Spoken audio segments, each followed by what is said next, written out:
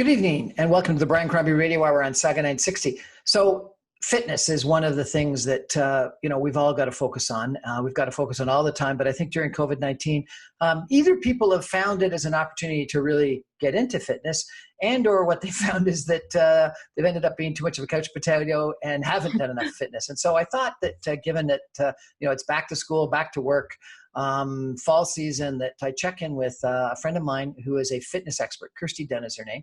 She runs a fitness online fitness training company. She's got Instagram posts. She's got training videos. She's got podcasts. She's been in the past an Adidas spokesperson, etc. So a fascinating person who could tell us a little bit about fitness. Kirsty, how are you? I'm great. Thank you so much for having me.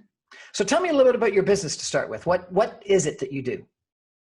So I am a fitness brand leader. So I used to be a coach. So I used to train professional athletes and a diverse range of clientele. Coaching clients led me to working with brands to basically channel wellness initiatives into the culture of brands. So anything from fitness leadership and growth in building communities online. So anything from digital communities to wellness challenges to ultimately engaging people to attract a new audience, to get people to get up, get moving, and cultivate health and fitness habits through digital and social media. How'd you get into it? I've always been pretty active growing up. My dad was very active, so he used to always pull us out for, hikes and jogs, and we didn't really have a choice. I loved dance and sport, professional dance. I grew up swimming, competitively swimming, dancing. I was cross-training everything at such a young age. And I think through sports and the arts and the artistry of dance and sports, I think that combination of, that discipline and that commitment led me to more of an active and healthy lifestyle as I got older. And then when I was in my teens, it was part-time through school. I started modeling. So I was in the modeling industry and I traveled quite a bit all over the world, which was great because I had that opportunity to see, from Asia to Europe. But the one thing I think that kind of was a pivotal moment as I was in my teens is that it necessarily wasn't a healthy body image or lifestyle. And I'd always been more athletic and a little bit more curvy and healthy. And I think the impact of that led me and inspired me to ultimately educate myself in nutrition and fitness. And I thought, you have to be your own role model. You have to actually, walk in those footsteps and actually, before you actually coach someone. So for me, it was all about, let me educate myself and then I can actually coach other people to help them change their lifestyle. So sorry, you had body image issues? You're kidding me. Well, it wasn't so much body image issues. I think it was more the industry definitely can affect you. And I think the modeling industry. Yeah, definitely. And, I think even just at a young age, I think it's just so important, overall, even as a parent or to educate, your children at a young age on nutrition, because I think there's just so many trends and you can become so overwhelmed and inundated with what's going on when it comes to fitness and diet, diet tricks and things like that at a young age, you kind of don't know what to do. So you're, and I think for me, it was more about, I didn't like that guessing game. And in my industry of modeling, it was very, you don't fit this size 2, or, you're too athletic. Maybe you need to stop playing as much sports. And it was just a part-time career for me, but that kind of led me to, I like to perform, you know what I mean? It wasn't just about the aesthetic. It was, I think that kind of that drive to perform in a sport, to challenge yourself, that's really kind of where, that's what I'm really passionate about. So for me, I went in a different direction, and that's when I started kind of educating myself. And then I was, through word of mouth, and I got into training clients. And then through word of mouth, I started traveling and working with professional athletes. So I kind of like the challenge of being able to educate myself on how to work with such a diverse range of clientele and all walks of life and fitness levels. Tell me what you did with professional athletes. So professional athletes are fun because I feel like you can really challenge them, because they already have that base fitness level. So for me, that was always kind of more fun because, I could push them.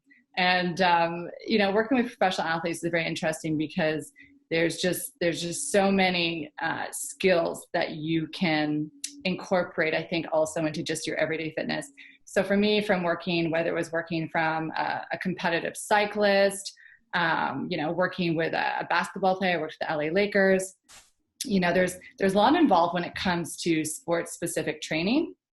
And sports-specific training, that whole paradigm has actually shifted into over the years of functional training and people understanding, and even in sports and athletes are understanding the benefits of, multi-dimensional holistic cross training, right? And not just focused in on their specific sport, because, you get stronger in your sport if you're actually balancing out all other areas. For example, if you're a marathon runner and all you do is run, well, you're going to get weak and you're going to fatigue in those areas. So eventually you have to cross train. So holistic cross training your mind, whether it's through yoga, meditation, so all of these things that encompass that whole wellness spectrum.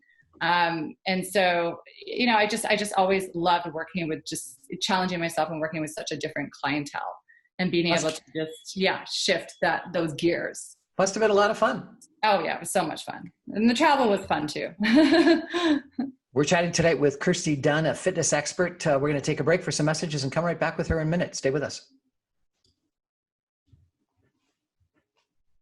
Welcome back to the Brian Crombie Radio Hour. Tonight, we're talking fitness, and we've got Kirsty Dunne, who is an expert. Sounds like she's been training professional athletes, the LA Lakers, a whole bunch of other people. She was a spokesperson for Adidas. She was a model, and believe it or not, she had some people saying that she wasn't the right size. I can't believe that they would ever said that to Kirsty. But what I wanted to talk about was, it's fall, and I think in the summertime people are usually reasonably active, even if they haven't been training a lot, because it's summertime. But with COVID-19 and we're staying at home, and we're not walking to the subway or walking to the GO train. We're not doing a lot of the regular stuff. What's sort of your suggestions on what we should be doing right now? How do you counsel your clients and how they get back into fitness?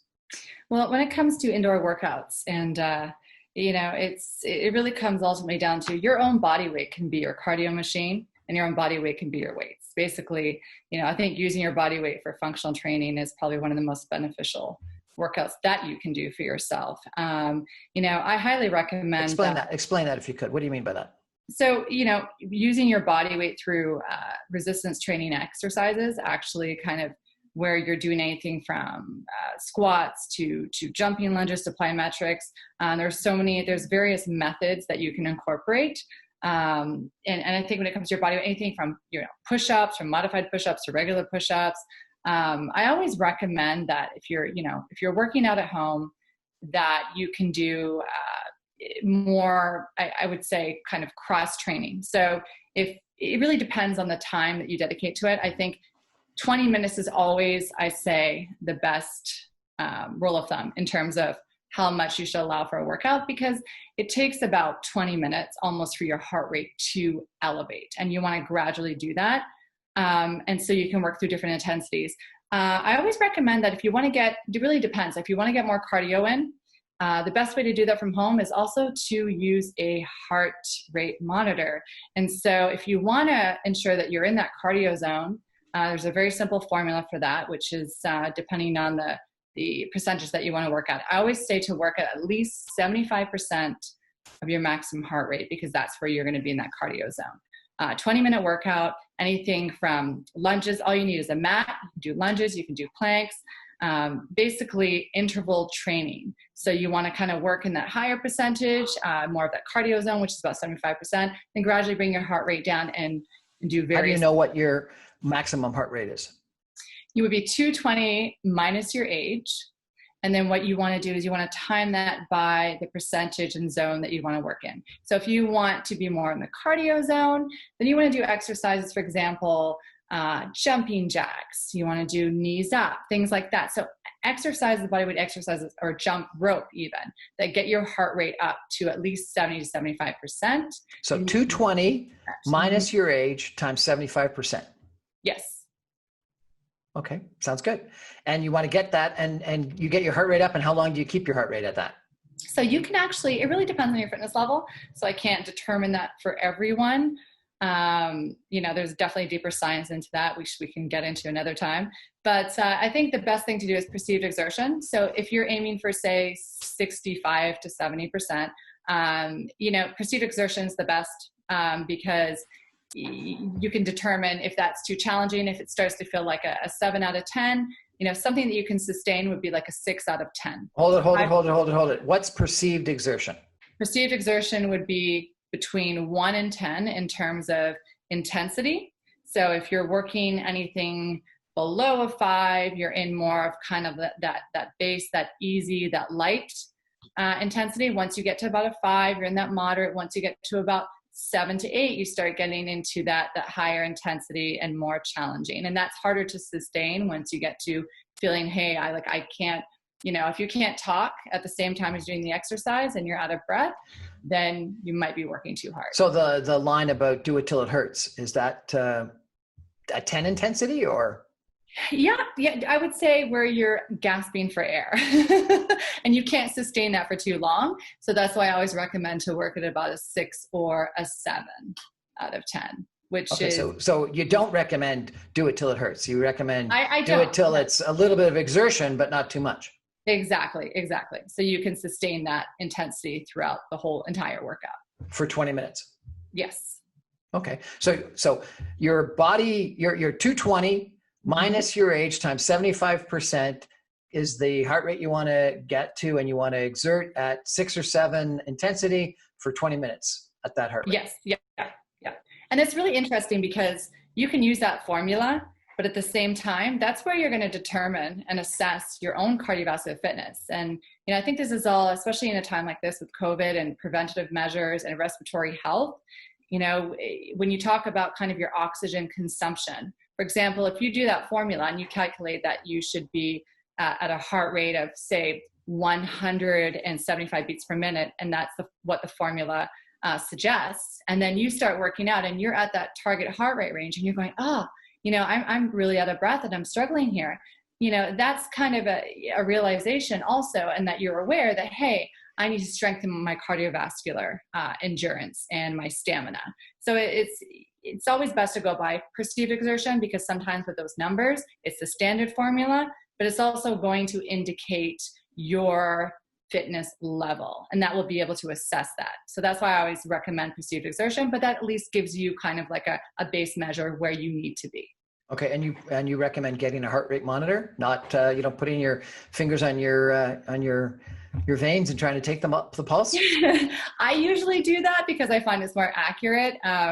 But target heart rate monitors are probably a lot easier to do when you're working out, because you can't keep stopping to do that, and you don't really want to always stop in your workout because your heart rate's going to drop too fast and it's not good for your body. So target heart rate monitor is a lot more easier and convenient, but you can also do on your cardioid or also on your wrist. And where does one get one of these heart rate monitors? Anywhere? Yeah, you can get them, on Amazon. They have them. You just need a basic one. You don't need anything too fancy.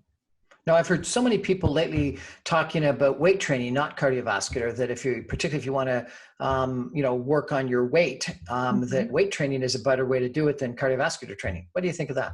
Yes. So I recommend that you actually cross-train all of those important principles of fitness anyways: cardio, weight training, resistance, flexibility as well.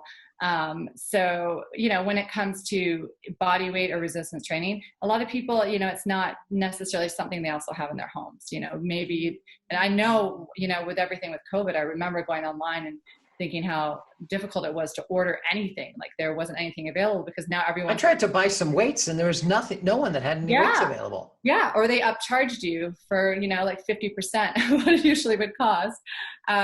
But, there's anything that you can do in your home. Like you can use water bottles.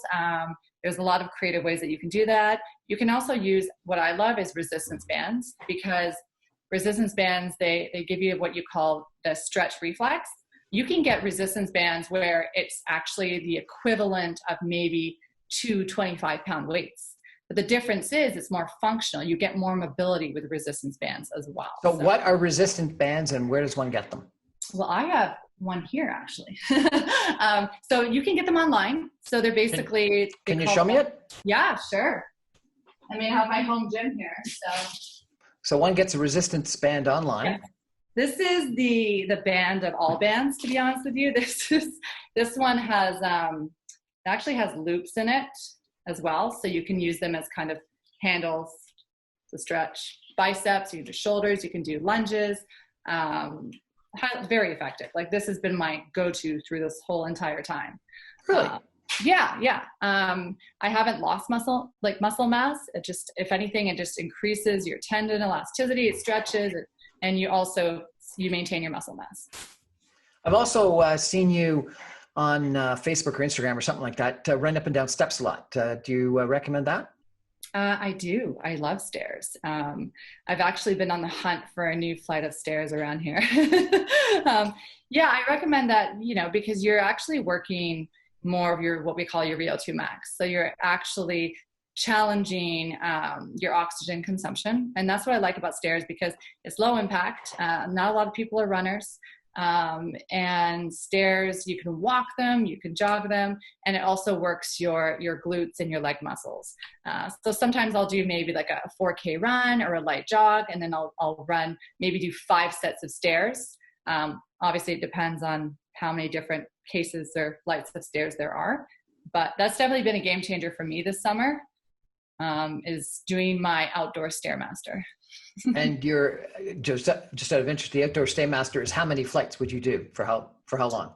I would probably do about 5 flights of stairs. So there'd probably be about, I'd say maybe 20 per flight. It's quite a lot of stairs. So like going up five floors. Yeah, exactly. Yeah. And so that's going to be what, 5 minutes, 10 minutes? Yeah. So it's about 5 minutes. Yeah. 5 minutes in total. So I'd usually do about 5 sets of that. I find that would give me a really good workout, because it would be about 10 minutes of kind of higher intensity training. Okay. So resistance bands and outdoor Stairmasters, flight, just going up and down flights of stairs. What else? What other suggestions have you got for us? Well, you want to get outdoors as much as possible, right? Because it's the fall. It's beautiful out. So I always suggest that, grab your resistance band, head to a park, whether you want to power walk there. I like to measure fitness. I think it's good to have kind of that goal in mind, be very specific about it, to say, hey, today I'm going to do a 20-minute workout, a 30-minute workout, or maybe it's a 30-minute workout and you say, I'm going to power walk 15 minutes to that park. I'm going to have my band. I'm going to do maybe 5 exercises with my resistance band. Even just, I was power walking through the park the other day, and, you have all these rocks. You can use a big boulder rock to do, step ups as well. So there's so many things that you can combine into. I look like this crazy workout girl, because I'm always like down by the water, doing step ups on rocks and things like that. But, maybe just cross training the outdoors while it's the fall, and just getting that fresh air, and because we're going to be spending a lot more time indoors this winter. So no question. You said planks, planks, sit-ups, things like that. Yes, I'm not a big fan of sit-ups, because I'll tell you why. Because sit-ups, they overuse the rectus abdominis, so the upper abdominal muscles, and it actually compresses your spine. You're not engaging the deep core muscles, which actually stabilize and support your posture. So that's why I always recommend to do anything from planks on your elbows, because you're activating your shoulders, you're activating your deeper core pelvic muscles. Planks, I love doing Pilates, are amazing. I love doing Pilates, because Pilates is going to lengthen all of your muscles throughout your entire body while working the powerhouse of your core. So if you can actually challenge yourself to doing a few body weight Pilates exercises, you're going to use your core throughout every exercise. So okay, you're I have no idea. I have no idea what you're talking about. What's Pilates? What's body weight Pilates? Never done Pilates? Never done Pilates. You don't know what you're missing. Come on. So Pilates is basically exercises that originate from your core. So every exercise that you do, for example, you can do mat work Pilates. So you're basically exercises where everything, the powerhouse, every movement initiates from your core. So whether you're doing a reverse plank instead of the other way around where you're face down, you're doing a reverse plank and you're lifting your legs and you're lengthening your muscles. Hold it. Yeah, so I know. A plank is like when you're doing a push-up, but you're not pushing up, right? You're just there. Exactly. Yeah. How the heck do you do a reverse plank? Gosh, we're going to have to, the podcast is going to have to be a video. I'm telling you, a workout video. You want to extend. So now you're just flipping over. Your arms down behind you. Yeah, exactly. Really? Yeah. Unbelievable. Okay. Yeah. And then you hold it for how long? So you could hold that for 30 seconds. There's some variations you can do where you can lift each leg, alternate. You're working your glutes. Every movement is exerted from your core, basically. Oh my gosh, your shoulders would be killing yourself as you're doing that. Yeah, but it's good because it's working all those smaller secondary muscles, right? And that's where we're usually tight, and that just helps with those postural muscles as well. Okay, and, so planks and reverse planks. Planks. And raise your legs while you're doing the reverse plank. You got it. Okay, what else? Well, I do vinyasa yoga.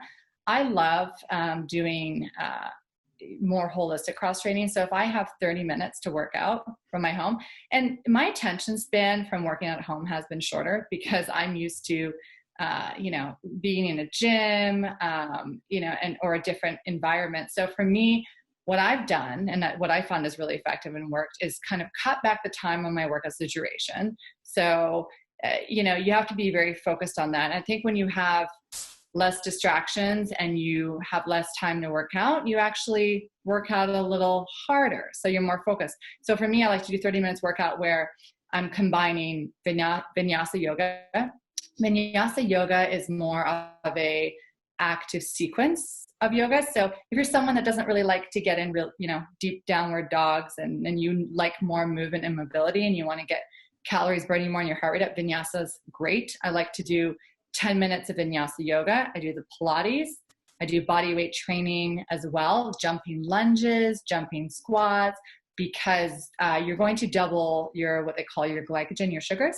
So when you do these more explosive movements and plyometrics, you're actually burning more calories as well as improving your cardiovascular fitness. Sorry, hold on a second. So you use something I don't understand. Glycogen sugars, you're saying explosive movements are better. Why? So explosive movements can be better. Of course, it always depends on everyone's fitness level because you're actually explosive movements. For example, think about a basic lunge.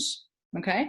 So imagine now you're in your stationary lunge, you're lunging down and then you jump into the next one. So it's kind of like a scissor lunge transition. Both feet come off the floor. Hopefully if you live in a condo, your neighbors won't be upset with you. But what it does is that type of explosive movement it actually lengthens your tendons because you have to stretch your muscles. So that really tightens and tones your muscles. But more importantly, you're burning more glycogen, carbohydrate, which is what we like, more sugars. And so because of that explosive movement, you double your caloric burn than if you were doing a basic stationary lunge. So I like to incorporate, at least 3 to 4 plyometric exercises into my routine. Sorry, what was that word? Plyometric. What's that? So plyometric is what we just talked about. So they're explosive. Yeah. Explosive. Jumping squats, jumping lunges. You can even do push-ups too, where you take your hands off the mat and land in a push-up. Explosive push-ups. Yeah. You heard it here first from Kirsty Dunne, explosive push-ups. So the solution, you burn twice as much carbohydrates. We're going to take a break for some messages and come back more with Kirsty. Maybe talk a little bit about nutrition and other wellness thing that she believes in just a minute. Stay with us.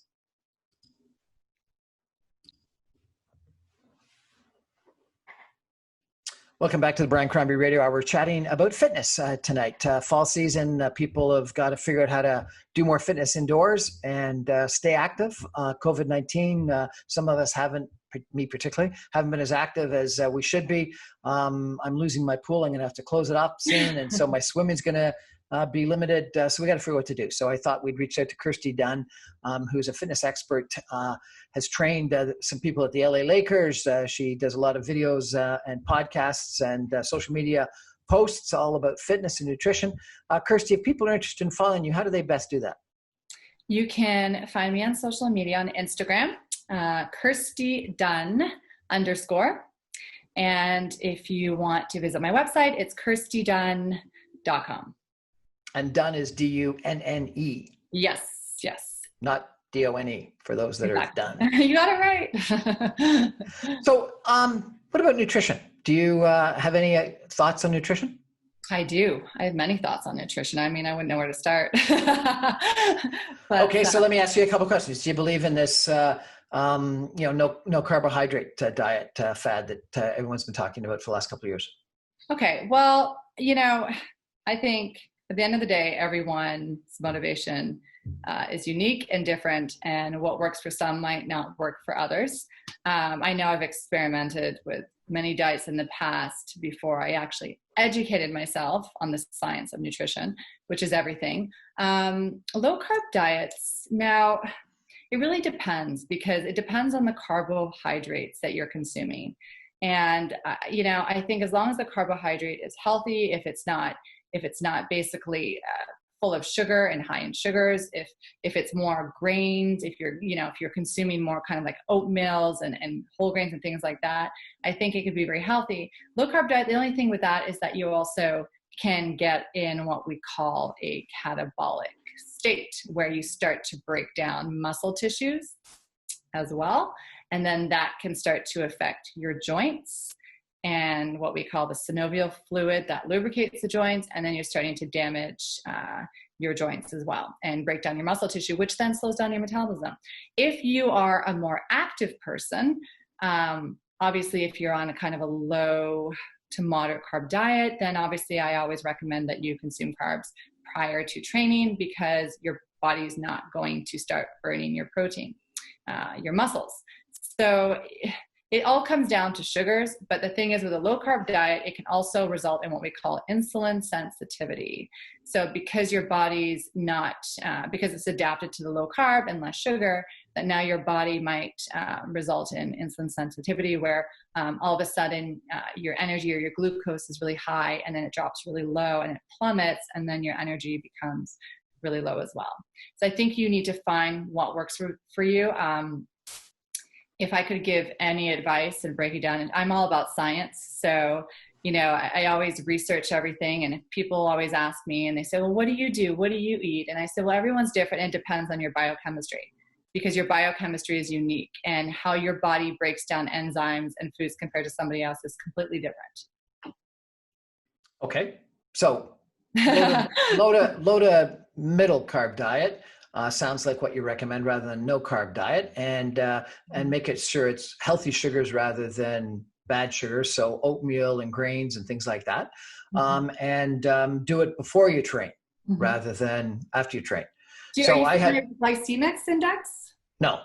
Okay. So, when it comes to carbohydrates, if you can actually refer to the glycemic index, that will give you a rate of how foods, carbohydrates, actually affect your insulin. And so if that food on the glycemic index is usually 50 and below, those are carbohydrates that are probably better for you to consume, because they stabilize your blood sugar and it allows your body the opportunity to burn fats. So I always recommend, if you can go online, you can find this, the glycemic index, which rates carbohydrates based on their glucose and their sugars.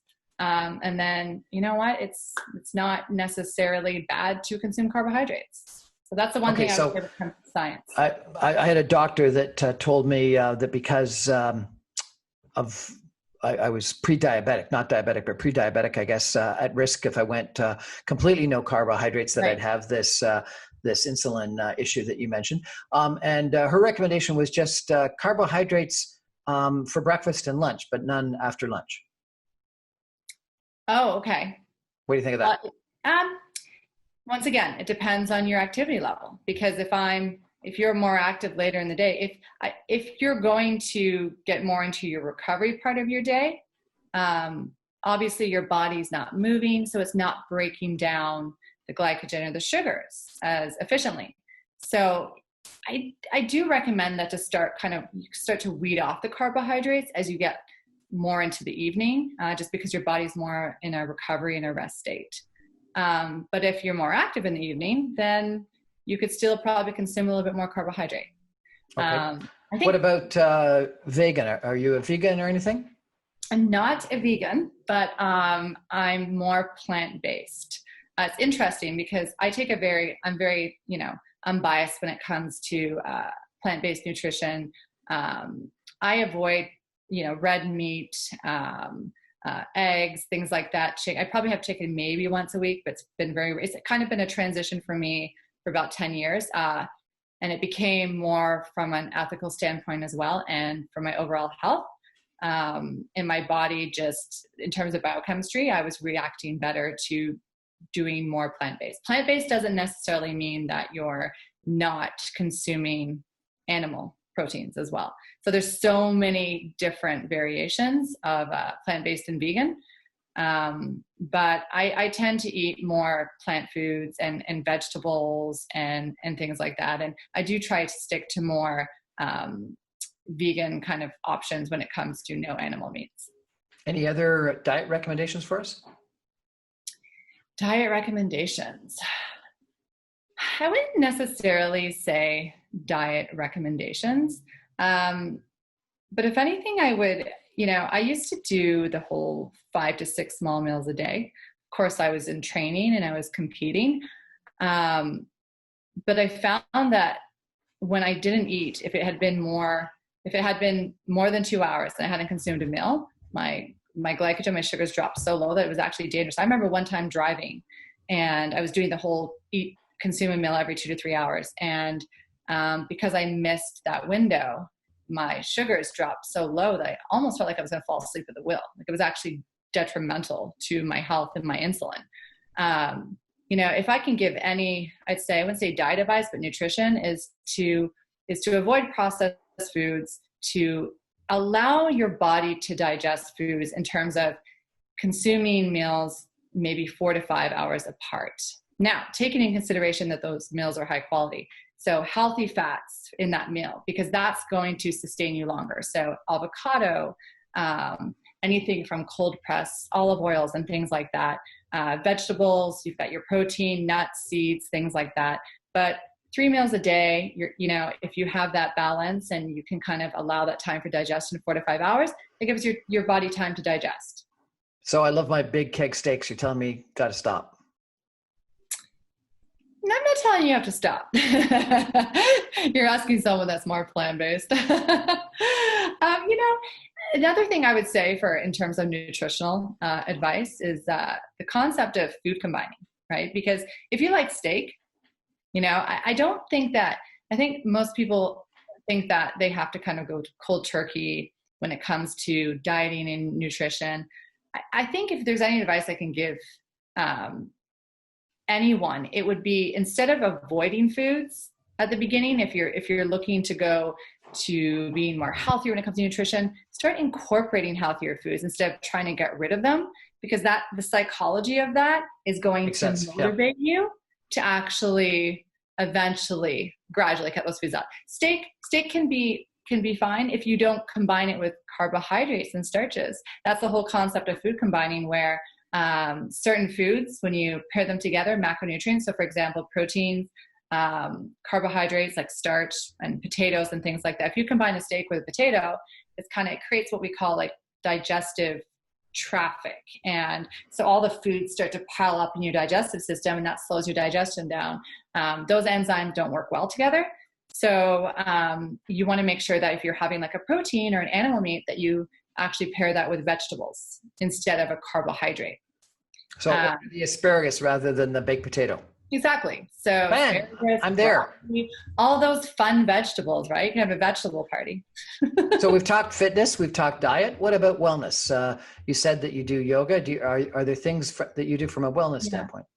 Yeah, definitely. I think it's really important to have take a wellness approach in terms of multidimensional, which is holistic cross training. I used to overtrain in certain areas. It was the cardio, it was the weights, but the thing is, eventually, too much of that stresses your body, and it can have the opposite effect of the results that you want. So I find it really important to train your mind as well, exercise your mindset.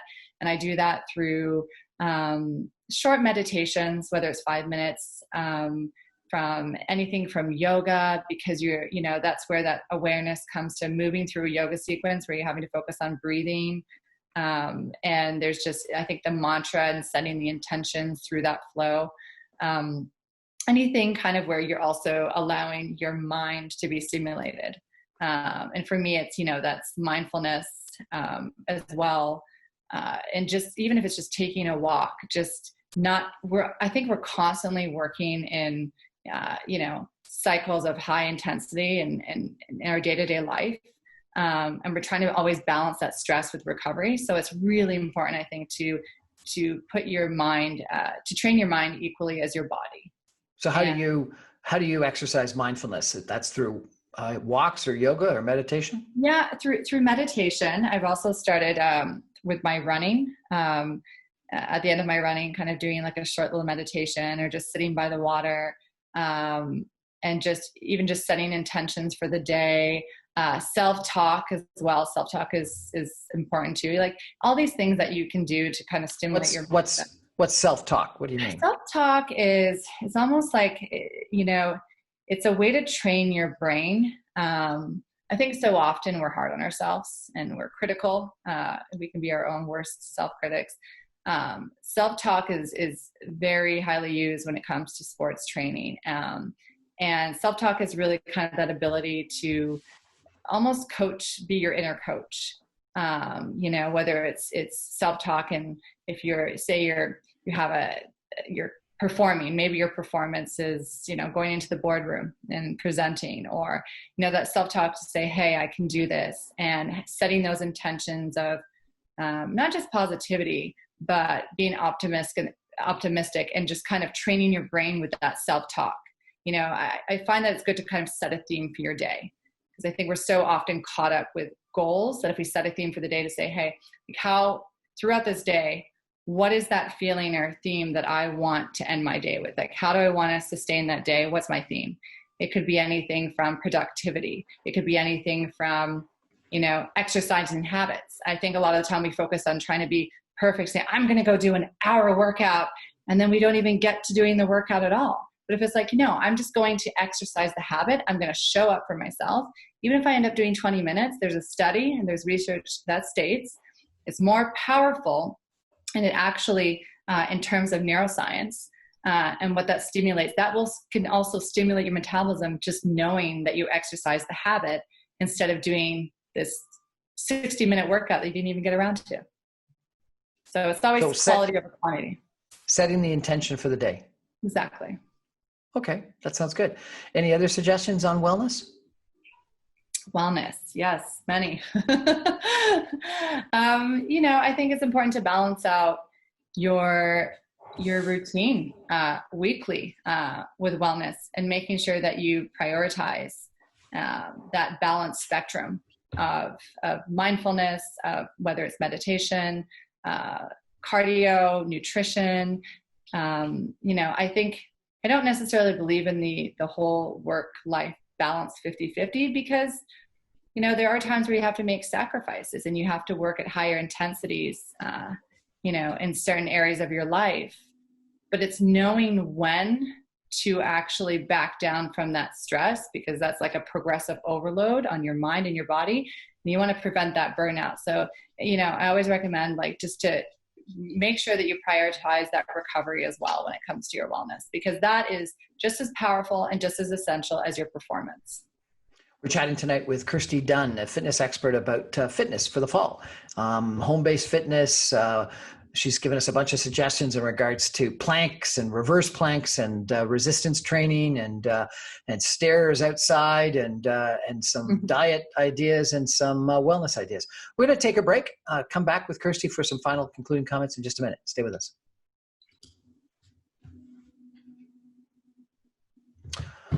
Well, we're here with Kirsty Dunne, a fitness expert. Welcome back to the Brian Crombie Show on Saga 960. Kirsty, every time I've met you, every time I've interacted with you, you seem unbelievably positive and energetic. Where does that come from? You know, I think that there's a difference between being optimistic and positive all the time. Because I think we often put so much pressure on ourselves to say, just be positive. And thank you, by the way. It's nice to know that I give off that energy. I love life. I love people. And I think the optimism for me is, I think throughout life, you go through so many, you do go through your setbacks and your challenges and things happen. But I'm always looking forward. I never get stuck in the past or what didn't work. I think there's that, that sense of personal growth, and community as well. And, I think for me, I think the fitness and, and the active lifestyle, the endorphins and just being healthy, I think it starts with you. And if you prioritize yourself, your health, your fitness, your nutrition, your mindset, you're just a better person, I think, overall. And it starts with you. So I think that's probably where I get it from. You work on your own. You've launched your own business. Is it tough to stay up all the time? Is it, it's never perfect. I think we all have our self-doubts, our fears and our anxiety.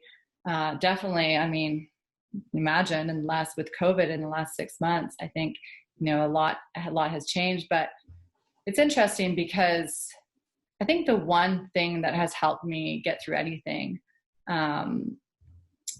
is actually being able to manage your emotions and how you manage that. For example, when you're anxious, what do you do? What do you do to manage that anxiety? And I think having kind of that, to be able to program yourself to manage that. For example, for me with anxiety, it would be meditation, or it would be, I have a great support system, family and friends. And even just knowing when to kind of back down in your fitness to say, you know what, like my mind is working at high intensity right now. So I need to go to low intensity, and maybe I'll do yoga, or I'll do something more from my mindset. What's the future for you? The future for me is looking virtual right now. Actually, it's very exciting because I've definitely taken a little bit of a shift in my career. Due to COVID, obviously, I'm not able to lead fitness events and get out there. Of course, we all love that and we miss that. But right now, I'm focused more on kind of virtual, building community, and just supporting our community when it comes to wellness and fitness. Right now, I'm working on a campaign with a company called Eat Smarter. They're actually a neuroscience-based company with a very cool, unique sleeve that you put on your arm that stimulates kind of the same reaction that your skin does to your brain to help you focus. But behind the product, we're creating a lifestyle and community wellness platform, which is going to be virtual. And I'm going to be the host of a new podcast series in wellness and fitness. So we're going to be interviewing some incredible and amazing candidates coming up from all walks of life. So this is definitely different for me because I'm usually used to being interviewed, but now I'm going to have fun with it. So fantastic. There's going to be a lot of takeaways from this. So it's kind of exciting. I think it's good to have new challenges, and this is the time for personal growth. So remind us how people can connect up with you if they want to follow you.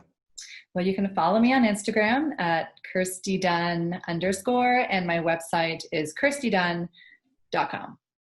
Kirsty Dunne, thank you so much for joining us on the Brian Crombie Radio Hour. We really appreciate it. Thank you. Pleasure. We're going to take a final break for messages and come back with a couple of my concluding comments on fitness and diet and wellness and all that kind of stuff. So stay with us. Thank you, Kirsty, very much. Thank you. Well, what a fascinating chat we've had tonight with Kirsty Dunne, talking about fitness and wellness and everything. I think that, she's had some great suggestions for us. I'll give you a couple of comments, if I could, on my own.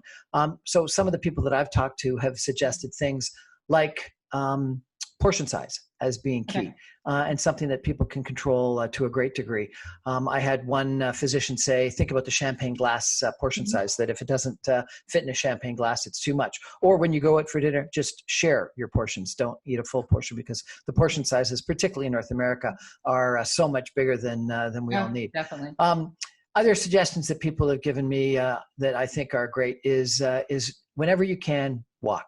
And, there's this great book about how Parisian ladies don't get fat.